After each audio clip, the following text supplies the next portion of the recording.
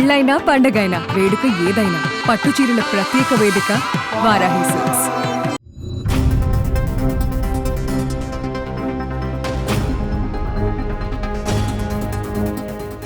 కోట్లకు కోట్ల రూపాయలు ఖర్చు చేసి కష్టపడి చేసిన సినిమా విడుదల రోజే నెట్టింట లీక్ అయితే ఎలా ఉంటుంది?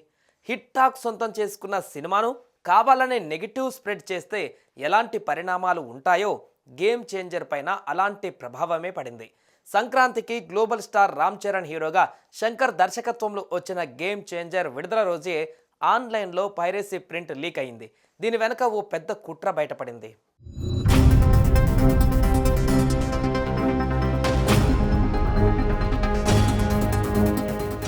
గేమ్ చేంజర్ విడుదల ముందు నిర్మాతలతో పాటు చిత్ర బృందంలోని కీలక వ్యక్తులు కొందరికి సోషల్ మీడియా అలాగే వాట్సాప్లలో కొంతమంది నుంచి బెదిరింపులు వచ్చాయట.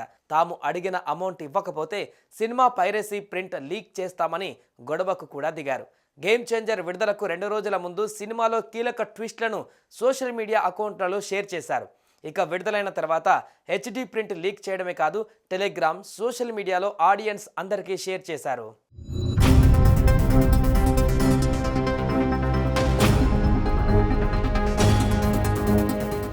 గేమ్ చేంజర్ చిత్ర బృందాన్ని బెదిరించిన పైరసీ ప్రింట్ లీక్ చేసిన 45 మంది మీద ఆధారాలతో సహా సైబర్ క్రైమ్లో కంప్లైంట్ చేసింది game changer movie team.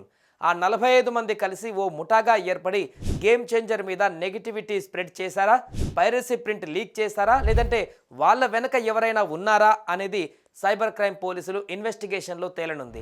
Social media, Twitter, Instagram, Facebook, YouTube పేజీలలో ఒక పథకం ప్రకారం గేమ్ చేంజర్ మీద పలువురు నెగిటివిటీ స్ప్రెడ్ చేశారు.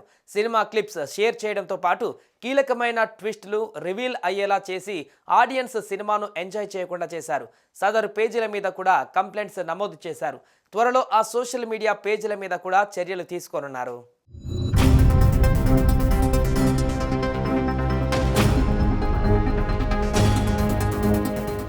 సుమన్ టీవీలో మీ పర్సనల్ అండ్ బిజినెస్ ప్రమోషన్స్ కోసం కింది నెంబర్కి కాంటాక్ట్ చేయండి.